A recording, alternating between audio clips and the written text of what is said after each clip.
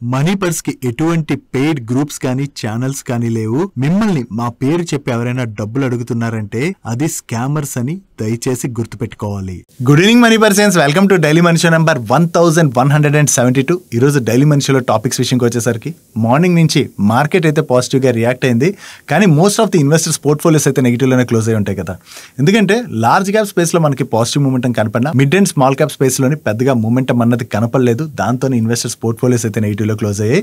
So investors market related గా తెలుసుకోవాల్సినటువంటి important information ఏదైతే ఉన్నదో దాని గురించి ఈరోజు వీడియోలో మాట్లాడుకుందాం. దాంతో పాటుగా అమెజాన్ వాళ్ళు 5 lakhs జాబ్స్ అయితే రీప్లేస్ చేయబోతున్నట్టుగా న్యూస్ ఒకటి తిరుగుతున్నది.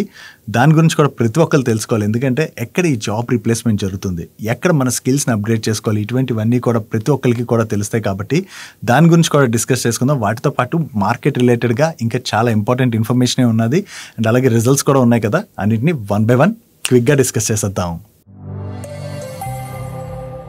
ముందుగా మార్కెట్ అప్డేట్ చూసినట్లయితే ఈ రోజు సెషన్ లో సెన్సెక్స్ 130 పాయింట్స్ పెరిగి 84,556 పాయింట్స్ కి క్లోజ్ అయినట్లయితే నిఫ్టీ 22 పాయింట్స్ పెరిగి 25,891 పాయింట్స్ కి క్లోజ్ అయింది. అండ్ ఈ రోజు సెషన్ లో mid cap index almost flat గా క్లోజ్ అయినట్లయితే స్మాల్ క్యాప్ ఇండెక్స్ 0.25% కరెక్ట్ అయింది and bank Nifty almost flat గా క్లోజ్ అయింది. నిన్న డొనాల్డ్ ట్రంప్ మన ప్రైమ్ మినిస్టర్ నరేంద్ర మోడీ గారికి దివాళీ విష్ చేసిన తర్వాత నరేంద్ర మోడీ గారు కూడా దానికి రెస్పాండ్ అవడంతో పాటుగా మింట్ లోని India and US trade deal related గా ఒక ఆర్టికల్ అయితే వచ్చింది. దాని గురించి నిన్న చేసినటువంటి వీడియోలోనే డీటెయిల్ గా మనం మాట్లాడుకున్నాం కదా. సో ఇండియా అండ్ యుఎస్ మధ్యన ట్రేడ్ డీల్ ఈ మంత్ ఎండ్ కైతే అనౌన్స్ అవ్వచ్చని. సో వన్స్ ఈ ట్రేడ్ డీల్ జరిగిపోయినట్లయితే ఇండియా పైన యుఎస్ విధిస్తున్నటువంటి 50% టారిఫ్స్ ని 15% కి యుఎస్ అయితే తగ్గిస్తుందని చెప్పి మింట్ లో ఆ ఆర్టికల్ రావడంతో నిన్న గిఫ్ట్ నిఫ్టీ అయితే చాలా పాజిటివ్ గా రియాక్ట్ అయింది. ఈవెన్ ఈ రోజు కూడా మార్నింగ్ మన మార్కెట్ చాలా పాజిటివ్ గానే ఓపెన్ అయింది. ఈవెన్ సెకండ్ హాఫ్ వరకు కూడా మనం మార్కెట్ లోని ఆ పాజిటివ్ మూమెంటం అయితే కంటిన్యూ అయింది.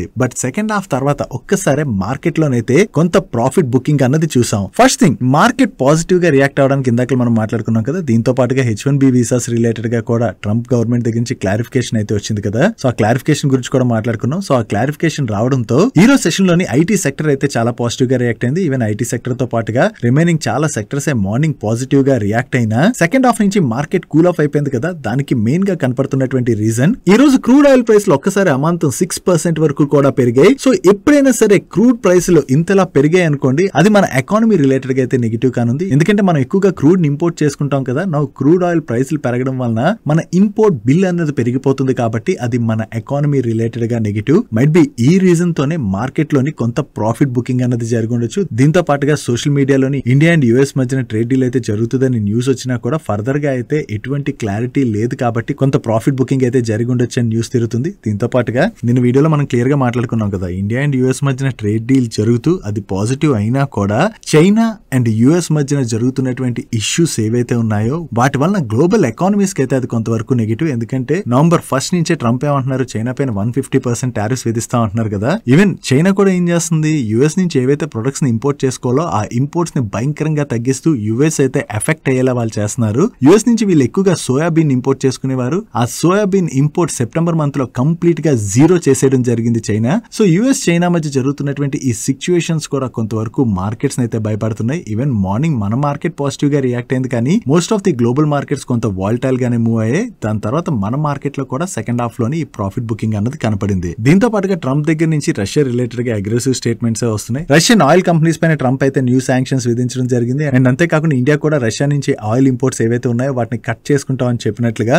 ట్రంప్ కూడా పదే స్టేట్మెంట్స్ అయితే చేస్తానే ఉన్నారు. సో దీనివల్ల ఏంటంటే రష్యా పైన ప్రెషర్ ని క్రియేట్ చేసి ఎలాగైనా రష్యా ఉక్రెయిన్ వార్ అయితే వీళ్ళు ఎండ్ చేయాలని చూస్తున్నారు. కానీ రష్యా అయితే ఎప్పటి వరకు వెనక్కి తగ్గలేదు. చూడాలి ఈ వార్ ఎప్పటికి ఎండ్ అవుతుంది అన్నది. సో గ్లోబల్ ఈ అన్సర్టనిటీస్ ఏవైతే కంటిన్యూ అవుతున్నాయో దానివల్ల కొంతవరకు గ్లోబల్ మార్కెట్స్ లో వాలిటాలిటీ అన్నది చూస్తున్నాం. మన ట్రేడ్ డీల్ రిలేటెడ్ గా న్యూస్ రావడంతోనే మార్నింగ్ అయితే పాజిటివ్ గా రియాక్ట్ అయింది కానీ మార్కెట్. దాని తర్వాత ఈ అన్సర్టెన్ కండిషన్స్ తో పాటుగా క్రూడ్ ఆయిల్ ప్రైస్లు కూడా పెరిగేసరికి అగైన్ మార్కెట్ లోని కొంత సెల్ ఆఫ్ అన్నది కనపడింది. ఈవెన్ మార్నింగ్ మీరు అబ్జర్వ్ చేసినట్లయితే మన మార్కెట్స్ పాజిటివ్ గా రియాక్ట్ అయినా కూడా most of the investors portfolios అయితే మార్నింగ్ నుంచి కూడా నెగిటివ్ గానే ట్రేడ్ అవుతున్నాయి. ఎందుకంటే మెయిన్లీ మార్కెట్ పాజిటివ్ గా రియాక్ట్ అవడానికి ఏంటంటే లార్జ్ క్యాప్ స్టాక్స్ కొంతవరకు పెరగడంతో మార్కెట్ అయితే పాజిటివ్ గా రియాక్ట్ అయింది. కానీ లాస్ట్ ఫ్యూ డేస్ నుంచి మీరు అబ్జర్వ్ చేస్తున్నట్లయితే mid and small cap space లోని ఇంకా పాజిటివ్ మూమెంటం అన్నది కనపడట్లేదు. ఈ రిజల్ట్ సీజన్ స్టార్ట్ అయిన తర్వాత most of the large cap companies market expect చేసిన దానికన్నా కూడా బెటర్ గా నెంబర్స్ పెర్ఫార్మ్ చేయడం లేదా మార్కెట్ ఎక్స్పెక్టెడ్ లైన్ లో నెంబర్స్ పెర్ఫార్మ్ చేయడంతో లార్జ్ క్యాప్ స్పేస్ లో అయితే పాజిటివ్ మూమెంటం కనపడుతున్నది. కానీ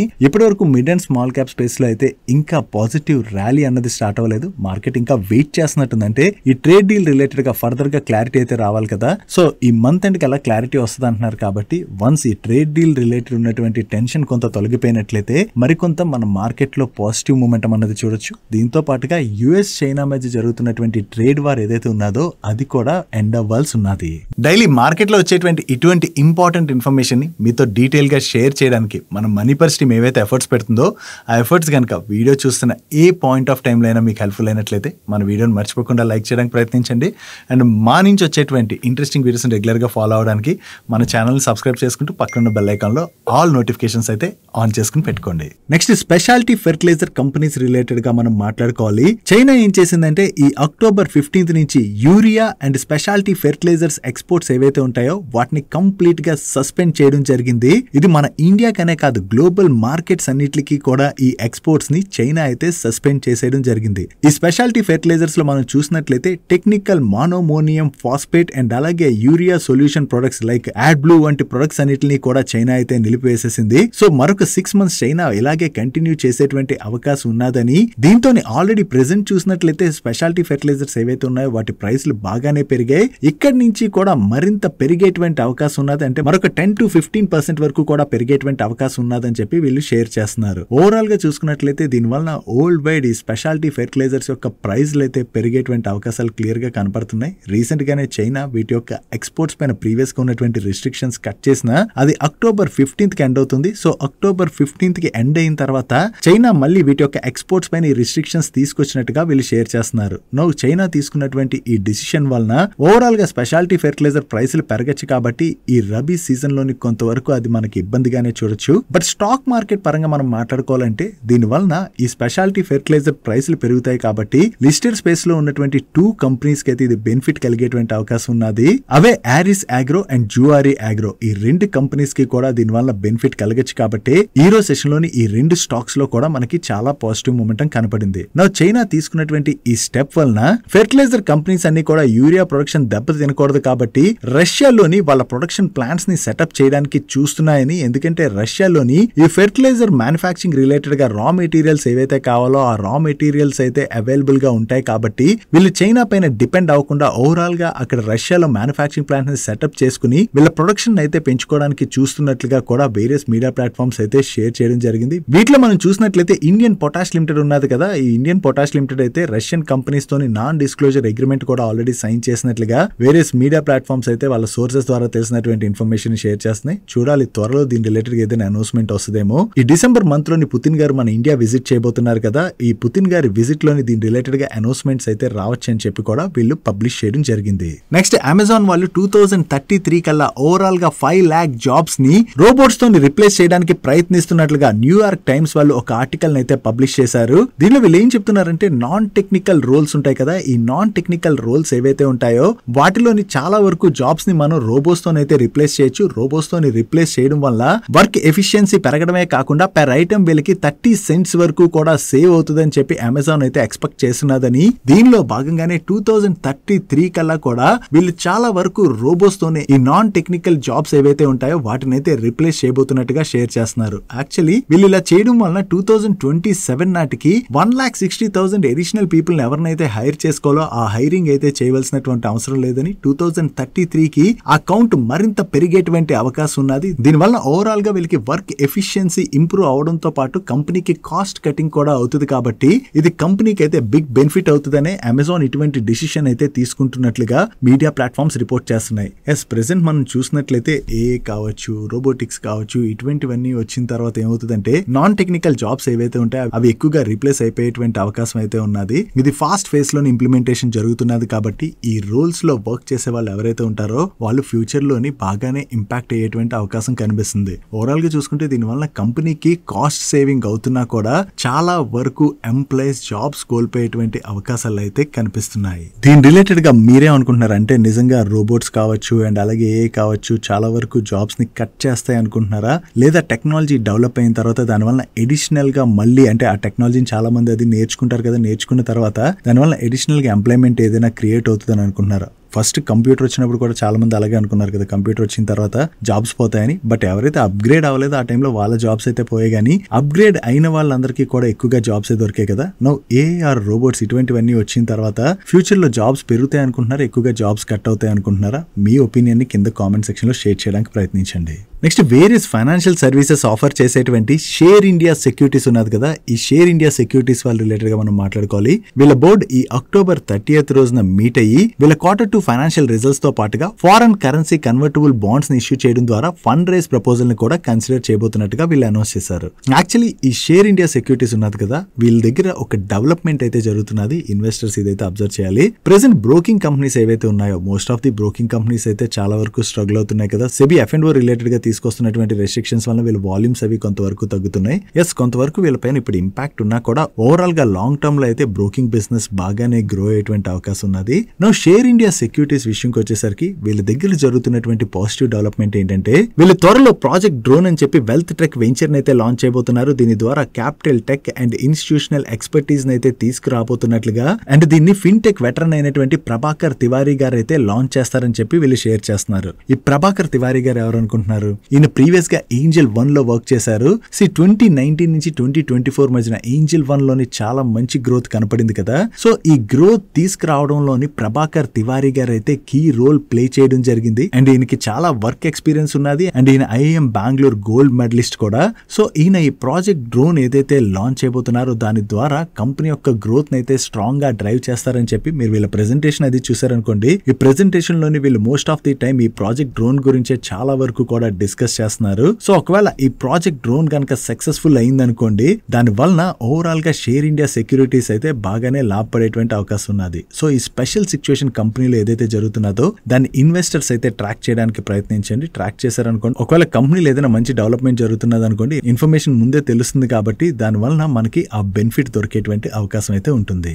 నెక్స్ట్ లాస్ట్ ఫ్యూ మంత్స్ గా చూసినట్లయితే గోల్డ్ ప్రైస్ లోని చాలా ఎక్కువగా రన్అప్ కనపడిపోయింది కదా. సో గోల్డ్ ప్రైస్ ఇంతలా పెరిగిన తర్వాత ఒకవేళ సడన్ ఫ్లక్చుయేషన్స్ కనుక వచ్చాయనుకోండి, దాని వలన గోల్డ్ లోన్ ఇష్యూ చేసినటువంటి బ్యాంక్స్ కావచ్చు, NBFCs కావచ్చు, వాళ్ళ పైన భారీగా ఇంపాక్ట్ పడేటువంటి అవకాశం ఉంటుంది. కాబట్టి ఇప్పుడు banks and NBFCs both gold loans పైన LTV అంటే లోన్ టు వాల్యూ ఉంటుంది కదా, దాన్ని 2 to 4% వరకు కూడా వీళ్ళు రెడ్యూస్ చేస్తున్నారని. ఇవి ఫ్రెష్ లోన్స్ కే కాదు, ఆల్రెడీ ఎగ్జిస్టింగ్ అంటే వీళ్ళు ప్రీవియస్ గా గోల్డ్ లోన్స్ ఏవైతే ఇచ్చుంటారో వాటిపైన కూడా ఈ LTVని అయితే రెడ్యూస్ చేసి వీళ్ళ పైన రిస్క్ అయితే తగ్గించుకోవడానికి ప్రయత్నిస్తున్నట్లుగా వేరియస్ మీడియా ప్లాట్ఫామ్స్ అయితే రిపోర్ట్ చేస్తున్నాయి. జనరల్లీ ఇప్పుడు గోల్డ్ ప్రైస్ ఇంతలా పెరిగిన తర్వాత గోల్డ్ చాలా మంది కొలెటరల్ గా పెట్టి గోల్డ్ లోన్స్ అయితే తీసుకుంటారు కదా. ఆ కొలెటరల్ కి ఏంటంటే వాల్యూ మనం చెక్ చేసుకుని ఇప్పుడు మార్కెట్ లో ఇంత ప్రైస్ పెరిగింది కదా, పెరిగిన తర్వాత దాన్ని బట్టి వీళ్ళు ఎక్కువ పర్సెంటేజ్ ఆఫ్ లోన్ ఇచ్చారు. ఒకవేళ దాని తర్వాత గోల్డ్ ప్రైస్ కనుక బాగా తగ్గింది అనుకోండి, దాని తర్వాత ఏమవుతుంది, ఈ గోల్డ్ లోన్స్ ఎవరైనా డిఫాల్ట్ చేసినట్లయితే దాని వల్ల బ్యాంక్స్ ఆర్ NBFCs నష్టపోయేటువంటి అవకాశం ఉన్నది. కాబట్టి చాలా వరకు ఈ banks and NBFCs gold loans పైన LTVని అయితే తగ్గించుకుంటున్నాయని. అండ్ అంతేకాకుండా కొన్ని banks and NBFCs present gold loans ఏవైతే ఇప్పటి వరకు అగ్రెసివ్ గా ఇష్యూ చేశాయో వాటిని కొంతవరకు వాళ్ళు తగ్గిస్తున్నట్లుగా అంటే వాళ్ళ లోన్ పోర్ట్ఫోలియోలో కొంతవరకు తగ్గించడానికి ప్రయత్నిస్తున్నట్లుగా కూడా వేరియస్ మీడియా ప్లాట్ఫామ్స్ రిపోర్ట్ చేయడం జరిగింది. జనరల్లీ మనకు చూసినట్లయితే ఇంత ప్రైస్ పెరిగిన తర్వాత కొంత పుల్ బ్యాక్ అన్నది కనపడడం సర్వసాధారణం కదా. లాస్ట్ ఒక 2 days బ్యాక్ మనం చూసాం గోల్డ్ ప్రైస్ అయితే ఇంటర్నేషనల్లీ బాగానే తగ్గాయి. సో జనరల్లీ ఈ గోల్డ్ ప్రైస్ ఒకవేళ తగ్గినట్లయితే వీళ్ళపైన దాని యొక్క ఇంపాక్ట్ పడచ్చు. కాబట్టి బ్యాంక్స్ ఆర్ NBFCs ఈ స్టెప్స్ తీసుకుంటున్నట్లుగా మనం అర్థం చేసుకోవచ్చు.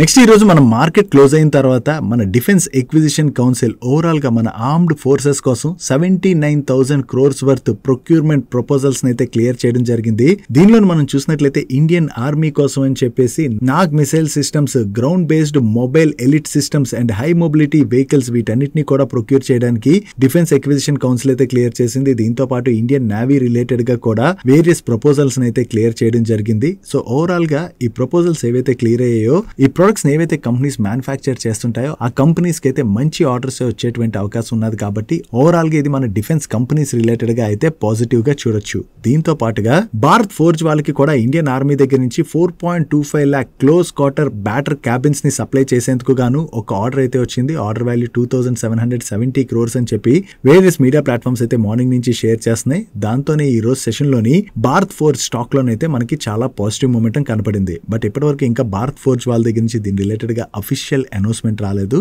చూడాలి ఎక్స్చేంజెస్ కి వీళ్ళు ఏదైనా అప్డేట్ చేస్తారేమో. నెక్స్ట్ కల్పతరు ప్రాజెక్ట్స్ వాళ్ళకి కొత్తగా 2332 crores వర్త్ ఆర్డర్స్ అయితే వచ్చాయి. ఈ ఆర్డర్స్ వీళ్ళకి ఓవర్సీస్ మార్కెట్స్ లోని power transmission and distribution business లో వచ్చాయి. దీంతో పాటుగా మన ఇండియాలోని బిల్డింగ్స్ అండ్ ఫ్యాక్టరీస్ బిజినెస్ లో కూడా కొన్ని ఆర్డర్స్ రావడం జరిగింది. సో కొత్తగా వచ్చినటువంటి ఈ ఆర్డర్స్ తో కలుపుకుని ఫైనాన్షియల్ ఇయర్ 26 లోని వీళ్ళు టోటల్ గా 15,000 crores వర్త్ ఆర్డర్స్ అయితే రిసీవ్ చేసుకున్నామని ఇయర్ ఆన్ ఇయర్ లో చూసినట్లయితే వీళ్ళు రిసీవ్ చేసుకున్నటువంటి ఆర్డర్స్ లో 25% గ్రోత్ డెలివర్ చేసినట్టుగా వీళ్ళ మేనేజ్మెంట్ షేర్ చేస్తుంది. సో ఓవరాల్ గా ఇలా కంటిన్యూస్ గా ఆర్డర్స్ విన్ అవుతుండడంతో వీళ్ళ ఆర్డర్ బుక్ కూడా స్ట్రాంగ్ గా గ్రో అవుతుంది. కాబట్టి ఇది కల్పతరు ప్రాజెక్ట్స్ వాళ్ళకి అయితే పాజిటివ్ కానుంది. నెక్స్ట్ సోలార్ పీవీ మాడ్యూల్స్ ని మ్యానుఫ్యాక్చర్ చేసేటువంటి విక్రమ్ సోలార్ వాళ్ళు సన్షూర్ ఎనర్జీ అనేటువంటి కంపెనీ నుండి కొత్తగా 148.9 మెగావాట్ ఆర్డర్ అయితే విన్నారు. దీనిలో భాగంగా వీళ్ళు హై ఎఫిషియన్సీ సోలార్ మాడ్యూల్స్ అయితే ఈ కంపెనీకి సప్లై చేయవలసి ఉన్నది. సో వీళ్ళు కొత్తగా ఏదైతే ఈ ఆర్డర్ విన్నారో ఇది విక్రమ్ సోలార్ వాళ్ళ రిలేటెడ్ గా మనం పాజిటివ్ గా చూడొచ్చు. నెక్స్ట్ పేస్ డిజిటెక్ వాళ్ళకి సెకి అంటే అదే solar energy corporation of India limited వాళ్ళ దగ్గర నుంచి కొత్తగా 1159 crores వర్త్ ఆర్డర్ అయితే వచ్చింది. ఈ ఆర్డర్ లో భాగంగా వీళ్ళు battery energy storage system project related గా వేరియస్ వర్క్స్ చేయడంతో పాటుగా 10 years పాటు మెయింటెనెన్స్ సర్వీసెస్ కూడా ప్రొవైడ్ చేయవలసి ఉన్నది. నెక్స్ట్ ఏపీఐ మ్యానుఫ్యాక్చరింగ్ కంపెనీ అయినటువంటి క్యాప్లిన్ పాయింట్ వాళ్ళకి క్యాప్లిన్ స్టెరైల్స్ లిమిటెడ్ అనేటువంటి ఒక సబ్సిడరీ కంపెనీ ఉన్నది. ఈ సబ్సిడరీ కంపెనీ యొక్క నికర్డిపైన్ హైడ్రోక్లోరైడ్ సోడియం క్లోరైడ్ ఇంజెక్షన్ కి యుఎస్ ఎఫ్డిఏ దగ్గర నుంచి ఫైనల్ అప్రూవల్ వచ్చినట్టుగా వీళ్ళు ఎక్స్చేంజెస్ కి అప్డేట్ చేస్తున్నారు. ఈ నికర్డిపైన్ హైడ్రోక్లోరైడ్ ఏదైతే ఉన్నదో ఇది హైపర్ టెన్షన్ కి షార్ట్ టర్మ్ ట్రీట్మెంట్ లో భాగంగా యూజ్ చేస్తారని అండ్ ఈ ఆగస్ట్ 12 months ఎండింగ్ నాటికి యుఎస్ లోని వీటి యొక్క సేల్స్ అప్రాక్సిమేట్లీ $68 million గా వీళ్ళైతే షేర్ చేస్తున్నారు. ఓవరాల్ గా ఈ కొత్త ఇంజెక్షన్ రిలేటెడ్ గా వీళ్ళకి యుఎస్ ఎఫ్డిఏ దగ్గర నుంచి ఫైనల్ అప్రూవల్ వచ్చింది. కాబట్టి యుఎస్ లోని వీటి రిలేటెడ్ గా ఉన్నటువంటి ఆపర్చునిటీని వీళ్ళు క్యాటర్ చేసేటువంటి అవకాశం ఉన్నది. సో ఇది క్యాప్లిన్ పాయింట్ వాళ్ళకి అయితే పాజిటివ్ కానుంది. నెక్స్ట్ ఈపీసీ సర్వీసెస్ ప్రొవైడ్ చేసేటువంటి బొందాడా ఇంజనీరింగ్ వాళ్ళకి అదాని గ్రీన్ ఎనర్జీ లిమిటెడ్ వాళ్ళ దగ్గర నుంచి కొత్తగా ఒక కాంట్రాక్ట్ వచ్చింది.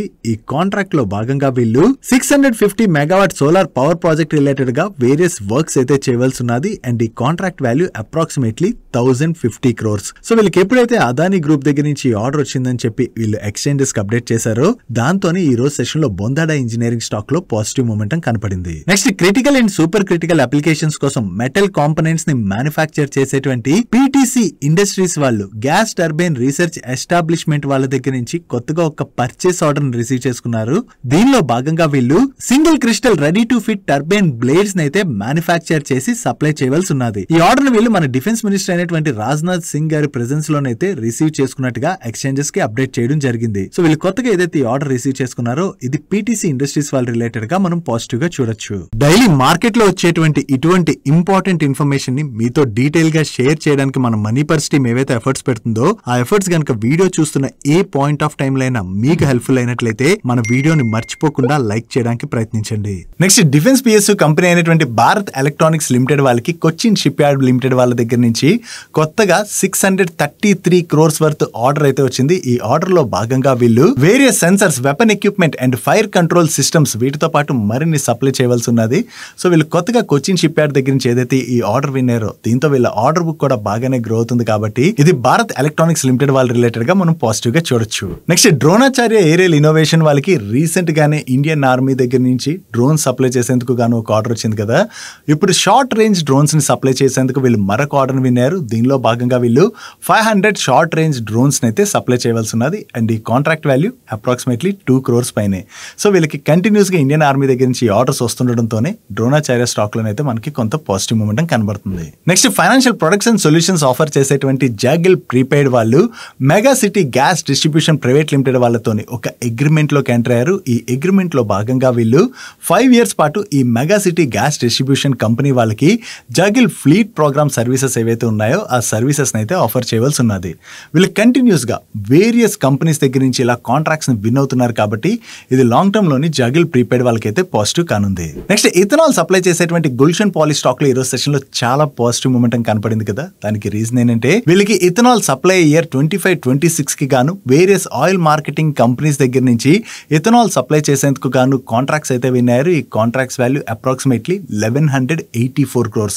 అండ్ దీనిలో భాగంగా వీళ్ళు ఎన్ని లీటర్స్ ఆఫ్ ఇథనాల్ సప్లై చేయాలన్నది మీరు ఇక్కడ స్క్రీన్ పై చూడొచ్చు.